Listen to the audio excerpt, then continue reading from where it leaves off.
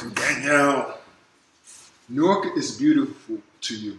This is the segment. Newark is beautiful to you. So tell us about Newark. How Newark is beautiful to you. There's many different aspects to Newark. I went to high school here. Just come in the picture so we can see you. Yes. Do you see the hat, y'all? Ah, it's an artist hat. You see? I went to high school here, and Border Market means a lot to me. During lunch, we would come down, and I would meet a variety of different people and talk with them. And I would always find myself sitting with the older crew, and the older crew would tell me about their life and their experiences in Newark. And they will also tell me about culture and life and art and just life in general. And I learned a lot just from being in Newark and not being able to walk down the streets and talk to people.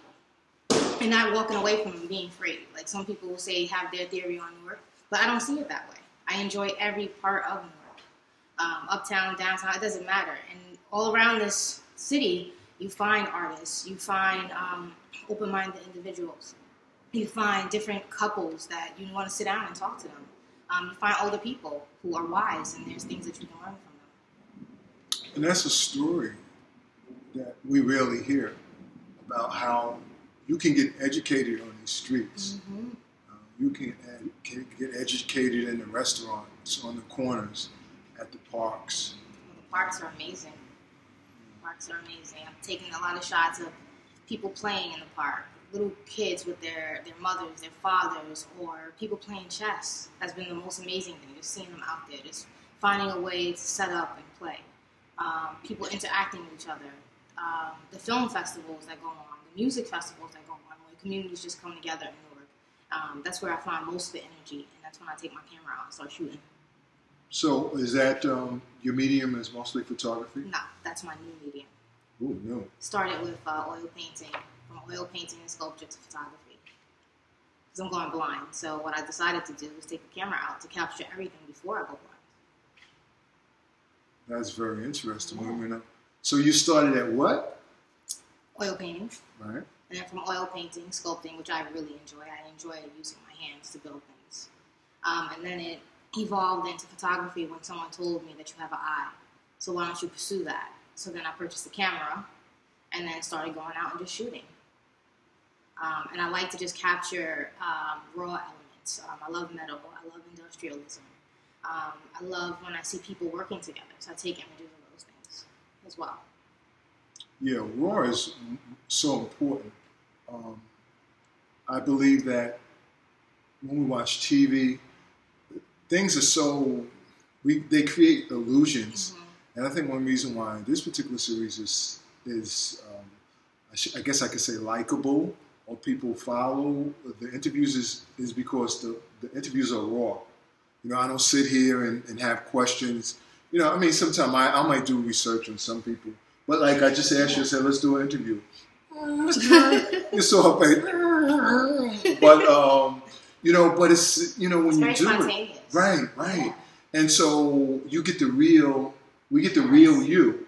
You know, because you didn't plan and think about last night, oh, what am I going to do for the camera? Yeah, oh, what am I going to say? Like no whole bars. No, right. And so you tell us about Newark in such a fresh and unique way, and people feel that. They can feel like when people are authentic and not acting or being phony or getting paid or whatever.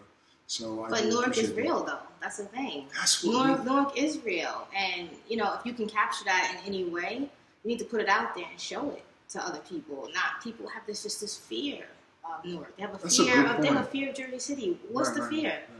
Behind when you go into the city, all you see is love. You see culture. You see arts. You see diversity. Oh my God, that's what makes me. This show here was diverse. This was amazing. The show was great. We're referring to the We Me exhibit that was curated by Louisa and John Massey. Louisa Penzone. Yeah, it was really powerful. The show was great. Just the multitude of people that were here, and the different way they portrayed empowerment, or what they thought of men and women empowerment. It was all different. It was a great variety of artists and the way they put it together.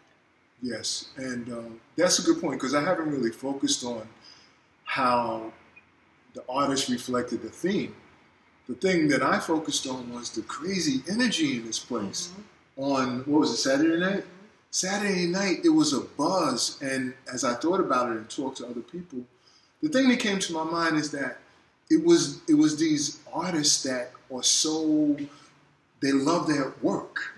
And so they had their family members and they had friends come. And so people were really embracing the whole experience, like, wow.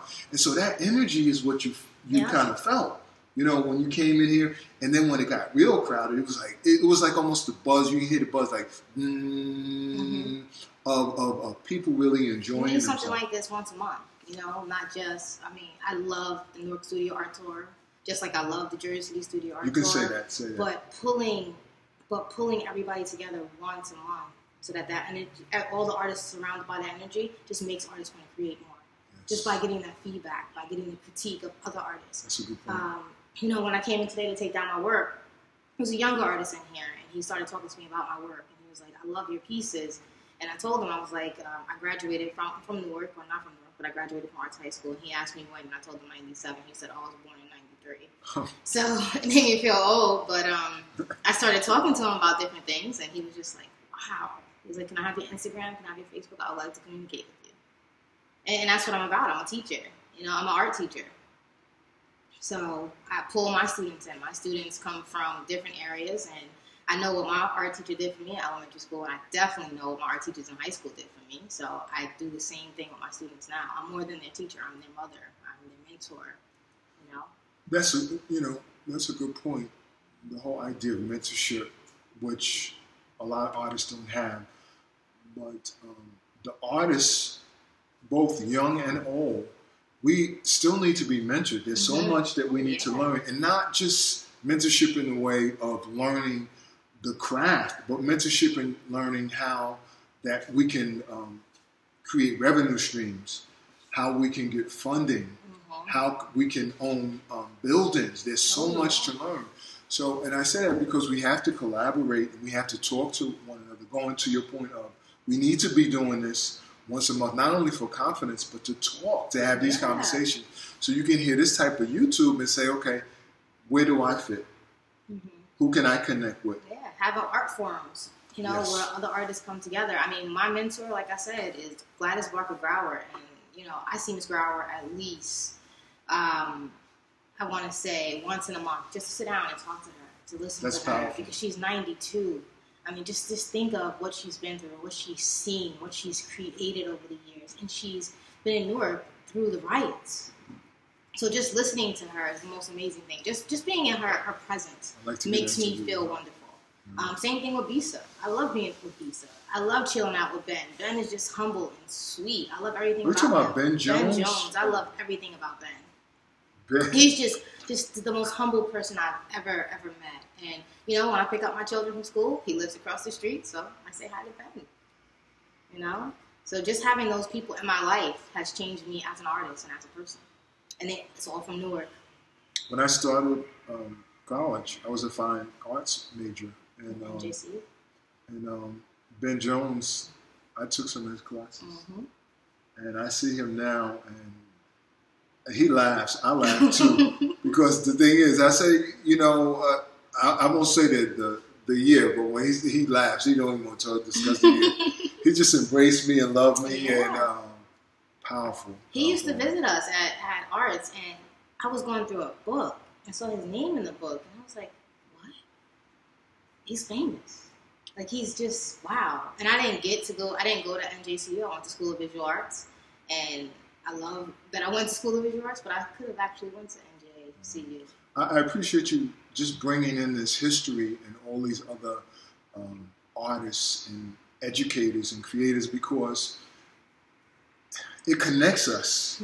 You know, sometimes we have the Generation X, Generation Y, and they're just coming on board. I talked to Yolande, I think a week ago, and I was just telling her, I was like, we all need to see that this has been going on and on and on, but we need to connect. The time, you know, that those artists that struggled and dealt with stuff in the 60s and 70s, we don't have to reinvent the wheel. We need to find out what we need to do and create art, but not only create art, make sure that we're able to create a living off our art. I mean, we're that good. The artists in Newark are that good. And it shouldn't take 30 and 40, 50 years. No, it shouldn't. No. So I mean, I'm one of those humble people. Like, if Louisa calls me, if you want to show what you're working on, then I'll put my work in. Normally, I keep my work to myself unless there's a really need to push it out there for the world to see it instead of hiding it. Speaking of Louisa, where is she? We need to get her on an interview. I think she's taking down the show. I'm gonna start calling Louisa. But wow, that's some great information. Yeah. Thank you so much for sharing. Do you have anything else to say to the audience? Just be yourself, man, and create. Don't keep it to yourself. Let it out there. Let the world, expose it to the world. Let the world see it. Because you never know. Somebody might pop in and say, wow. Regardless of what they have to say. Exactly. Regardless if it's controversial. Yeah, because that's what I did this year. I try not to. Uh-oh, here comes another clip. I try not to. The work was a little dark. Oh, we have another clip for you. That part. Next part. Hold on. We got to go to the...